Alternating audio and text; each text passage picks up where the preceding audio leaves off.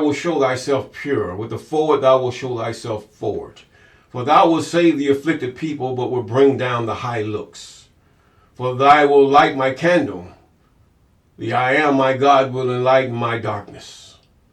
For by thee I have run through a troop, and by my God have I leaped over a wall. As for God, his way is perfect. The word of the I am is tried. He is a buckler to all those that trust in him. For who is God save the I am? Or who is a rock save our God? It is God that girdeth me with strength and maketh my way perfect. He maketh my feet like hinds' feet and setteth me upon my high places. He teaches my hands to war so that a bow of steel is not broken by mine arms. Thou hast given me the shield of thy salvation, and thy right hand hath holden me up, and thy gentleness hath made me great. Thou hast enlarged my steps under me, and my feet neither did turn, neither were they consumed. Or my feet did not slip. 37. And I pursued my enemies and overtake them, neither did I turn again until they were consumed. I have wounded them, and they were not able to rise. They are fallen under my feet. For thou hast girded me with strength unto battle. Thou hast subdued unto me those that rose up against me. Thou hast also given me the necks of mine enemies, that I might destroy them that hate me. They cried, but there is none to save them, even unto the I am, but he answered them not. Then did I beat them small as the dust before the wind. I did cast them out as the dirt in the streets. Thou hast delivered me from the strivings of the people. Thou hast made me tread of the heathen. A people whom I have not known shall serve me. As soon as they hear of me, they shall obey me. The strangers shall submit themselves unto me. The strangers shall fade away, but be afraid out of their closed places. The I am liveth. Blessed be my rock. Let the God of my salvation be exalted. Yes, it is God that avengeth me and subdueth the people under me. He delivereth me from mine enemies. Thou liftest me up above those that rise up against me. As thou hast delivered me from the violent man. Therefore I will give thanks unto thee, O Yahuwah, among the heathen, and sing praises to thy name. Great deliverance giveth he to his king, and showeth mercy to his anointed, to David and to his seed forevermore. Psalms chapter 18, 25 through 50. Deliver me from the hands of evil spirits who have sway over the thoughts of men's hearts. And let them not lead me astray from thee, my God. Establish me in my seed, that we go not astray henceforth and forevermore. Jubilees chapter 12 and verse 20. Yes, good morning, good afternoon, good evening. Those of you on this YouTube channel, you're walking with Mr. Clay, and I am Mr. Clay. Yes, we thank God for you, and you. And also we thank God for those of you who have subscribed, and we thank God for those of you who've been with us since the beginning, and those of you who have been with us since that time, and then here and there's about. And we thank God for those of you who have just subscribed, and we thank God for those of you who are about to subscribe, calling those things that are not as though they are. Yes, we give God the glory and the praise. We understand a lot of things get it's sort of semi, censored with, not semi, a little bit censored when the election time comes up on social media, because they don't want you to know things. But the truth comes out anyway. I mean, you have to realize social media is a business. It is a business. It's entertaining. It's an entertainment, educational business. Yes. I mean, political, you might as well just throw them aside, because the fact is, the government has to control its oligarchy instead of its oligarchy controlling the government. This is the flaw of some governments, to tell you the truth. And what I mean by oligarchy is business, the rich. No.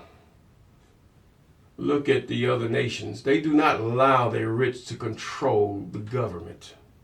The government is a manager. He manages his people. The governing body are those who works under him in different offices, or under whether it's country, state, and city. This is the governing body. When you say governing body, what do you mean? Those people employed by those elected to carry out the offices. They make the laws and whatever.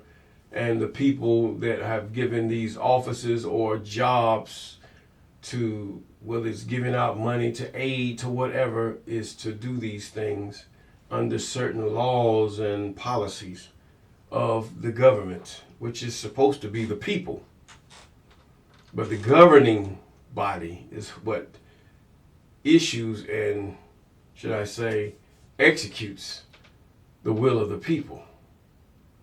So the fact is that if it's not doing that, it's really a big theater. It's a big, some type of mess and confusion, to tell you the truth. Now, we're in the book of 1 Samuel. 1 Samuel, yes, we had, Saul was the first official elected king of the children of Jacob, or as they call Israel. Some say Israel is called Isis. They call it some gods or whatever. Is Isis, Ra, and El, whatever. But either way, could be, never know. But we know the children of Jacob, yes. So many things have been flip-flopped and flamboyant all over the historical accounts of things. It's hard to make heads or tails, but we don't confuse ourselves with that, only to the keeping of the commandments, statutes, ordinances, and the laws of the Most High. Yes. And we're in the 16th chapter of the book of Samuel. Now, Samuel, we left off where he was really disheartened by Saul. I mean, as any leader, anyone that understands and knows the Most High, and understands, and the people act foolishly, it would really sadden your heart, because they do not know the entity or the king that they have, the one who is ruler regardless of who you choose. He just look at you as foolish. Don't know, confused. You've been tried and found wanting to ever who you choose to be your king, even your Jesus. Yes, you have been found wanting, wicked, and that you choose a man over God.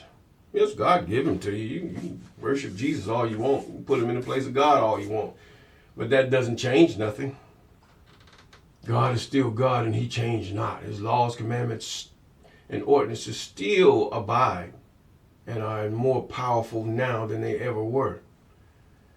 And in verse 16, in chapter 16, and verse 1 of the book of 1 Samuel, and the I Am said unto Samuel, how long wilt thou mourn for Saul, seeing I have rejected him from reigning over Israel? Fill thy horn with oil and go, and I will send thee to Jesse the Bethlehemite, for I have provided me a king among his sons. Now, Bethlehemite doesn't mean that Bethlehemite is a father or they are the tribe of Bethlehem. No, that's just an identification of where he was born or where he resides. He belongs to that city. He's a part of that city or the groups that are in that city. And Samuel said, how long can I go? If Saul hear it, he will kill me. And the I Am said, take a heifer with thee. Big old cow, a heifer. Yes, take a big cow with you. And say, I am come to sacrifice unto the I Am. And call Jesse to sacrifice. God already had this set up before it even happened. And I will show thee what thou shalt do, and thou shalt anoint unto me him whom I name unto thee. Now, you have to realize the way David was a musician. Let's continue. Let's put it that way. And Samuel did that which the I am spake. In other words, a man after God's own heart. Not just David was a man after God's own heart. Everyone that doeth the will of the Most High and does what he commands is a person after God's own heart. A woman that deals and loves her husband and takes care of her home according to as God would dictate, yes, according to the law, statutes, and ordinances and commandments of the Most High, is a woman after God's own heart. Because you seek his will, you seek his pleasure. You seek his heart. To know a person's heart, you have to know their laws, their boundaries, what they command you to do, what they ask you to do. These things will win you their heart. You don't get it, do you? Do you? Do you really get it? Okay. And Samuel did that which the I am spake. He's a man after God's own heart. And came to Bethlehem, and the elders of the town trembled at his coming. I mean, this is a man that they know whom God is with. He's a Jesus, God with us. That's why they trembled. He's a Mashiach. At his coming, and said, comest thou peaceably? And he said peaceably, I am come to sacrifice unto thee. I am. Sanctify yourselves and come with me to the sacrifice. And he sanctified Jesse and his sons. Set them apart, was what he's saying. You have to watch these English words. These old English words. Okay? You have some people, they're so ignorant, they do not try to understand the meaning of these old English words versus the original language that these came from. Now, you have to realize it came from the Hebrew, or should we say whatever we consider Hebrew. It came from Hebrew, and then it was in the Latin, then the Greek. Or the Greek to the Latin, it could be either or. And then to your language. And this is where all the confusion lays, right there. Hebrew has no confusion in it because it's going to tell you, but you couldn't understand it because it would not, unless you understood the language itself, you would not understand what they're saying. And I'm talking about not that Yiddish Hebrew. I'm talking about the ancient Hebrew. Now, and the elders of the town trembled. In verse 5, and he said peaceably. In other words, I have nothing here that concerns you. I am come to sacrifice unto the I am. Sanctify yourself, set yourself apart, clean yourself up. Do which his commandments, statutes, and ordinances and laws have commanded you to do before worship and before sacrifices. And come with me to the sacrifice. And he sanctified Jesse and his sons, the same thing. And called them to the sacrifice. And it came to pass when they were come that he looked on Eliab. That was one of the sons of Jesse. And said, surely the Lord's anointed is before him. But the I am said to say, Samuel. He's talking in his head.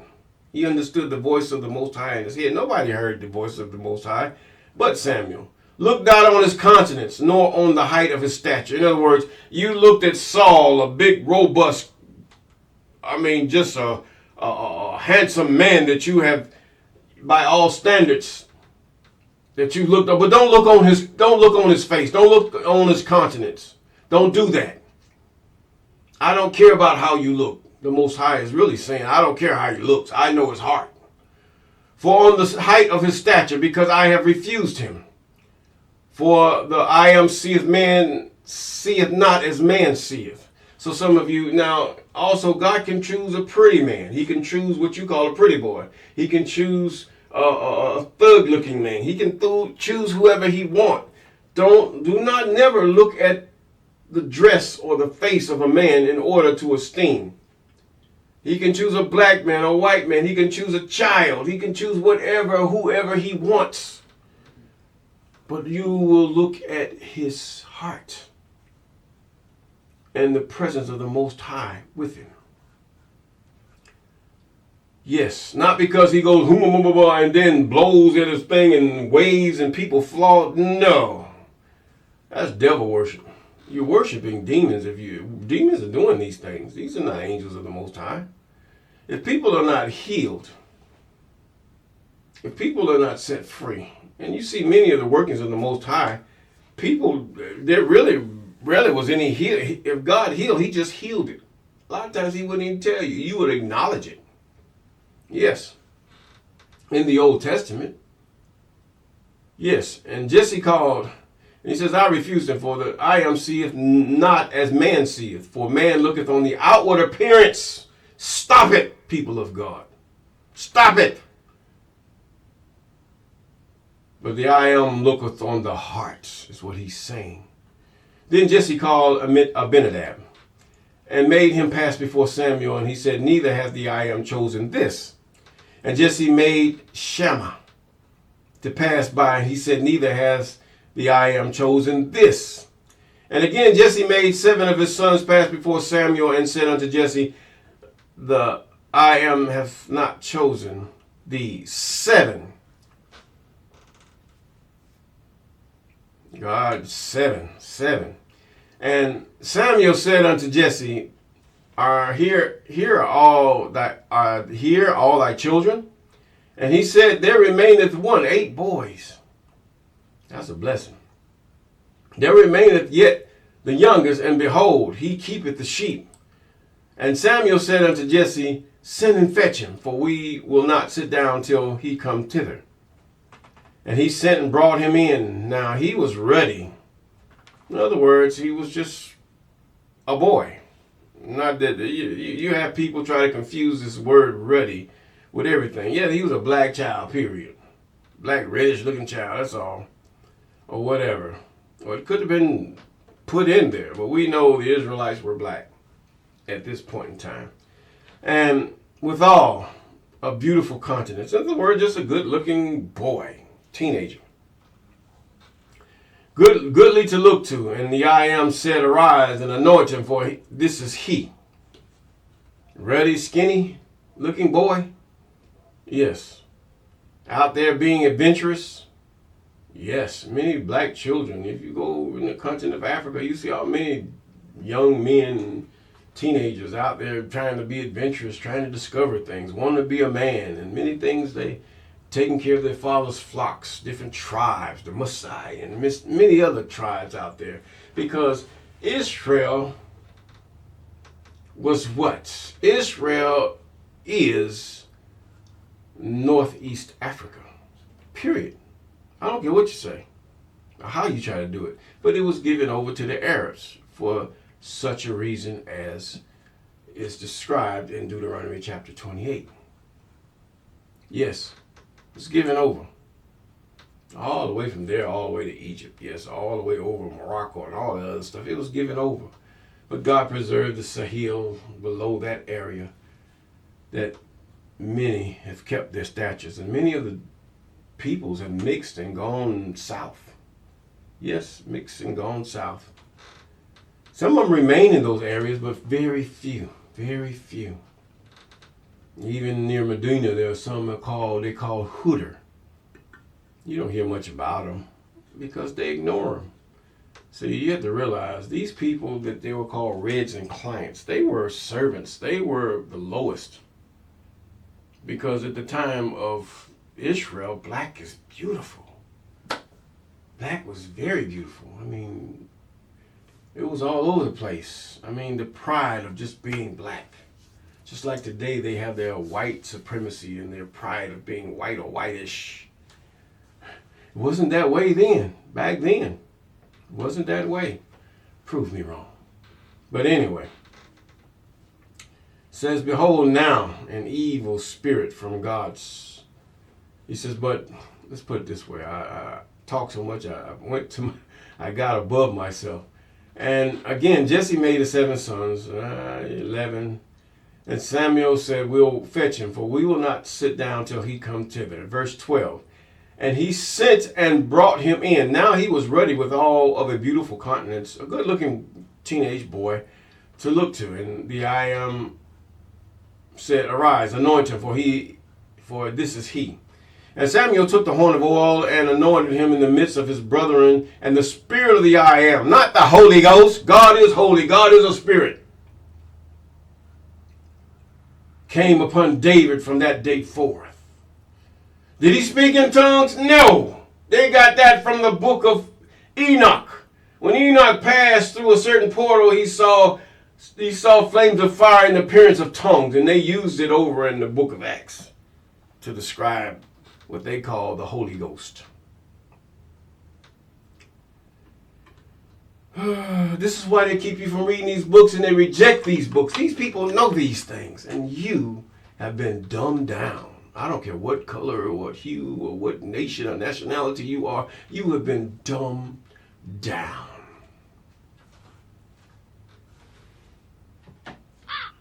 Dumbed down, yes.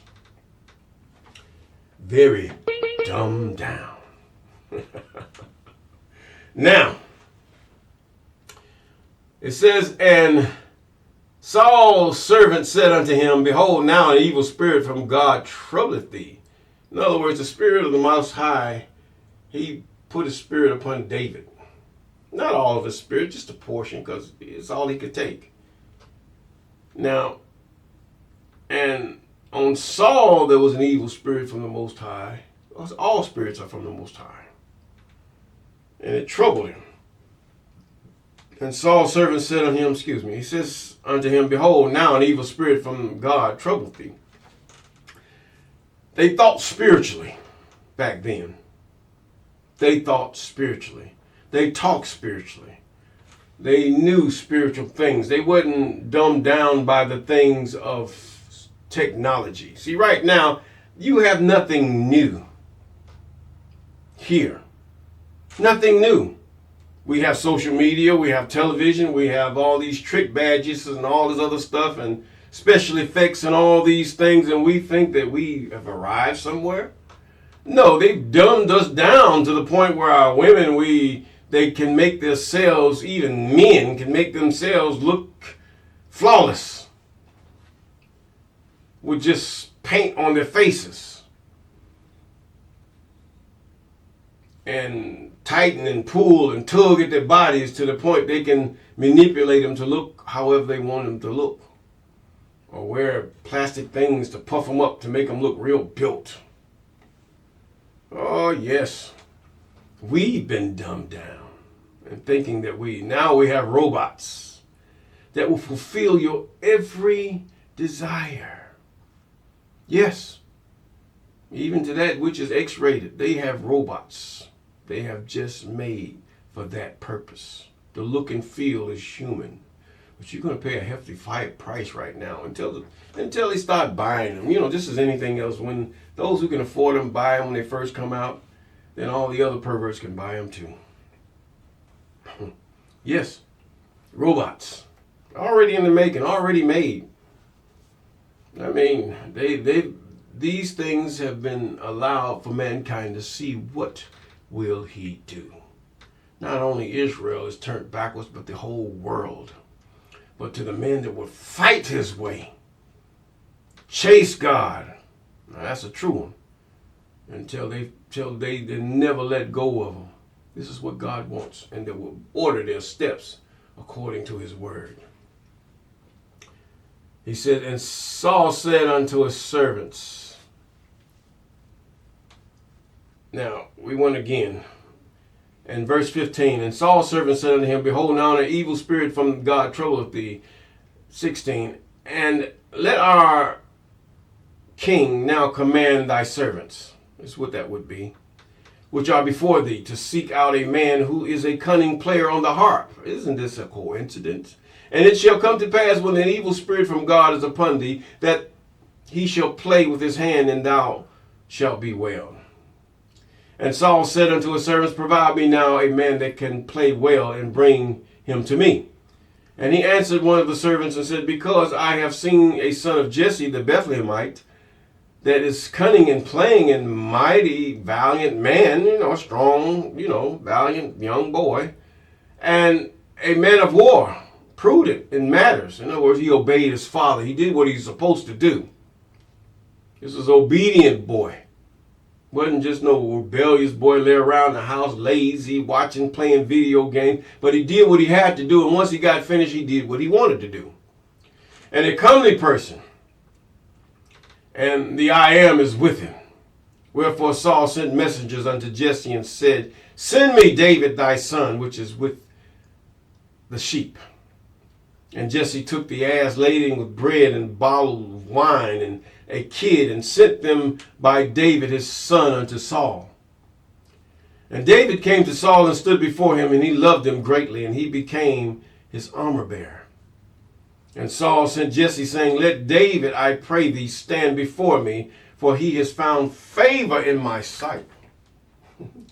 In other words, the evil spirit with Saul paid attention to the Holy Spirit in David, which is from God. Yes, he did that. God planned it all, yes. And it came to pass when the evil spirit from God was upon Saul, David took an harp and played with his hand. So Saul was refreshed and was well, and the evil spirit departed from him. In other words, he's rejected. Rejected. Rejected. Just like the children of Israel, rejected. Because we cannot find ourselves to want the things of the Most High. We can't find ourselves to be, should I say, subject to the things of the Most High, his laws, statutes, commandments, and ordinances. We find excuses, even our convenience of the Sabbath. We find our excuses that we all know God works by nature. We know when the new moon is, which is the new month. We know the abominable things that we eat every day. The main things that keep a child of the Most High back is of what they allow in their life that you know of. Chicken is a scavenger. Hogs are a scavenger. And they are pumped to you in such volume that you don't even know you are transgressing every day in something that you can't control.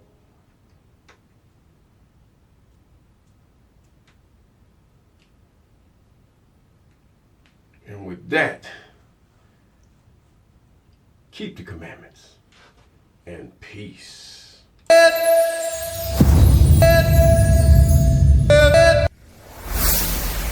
Walk with me.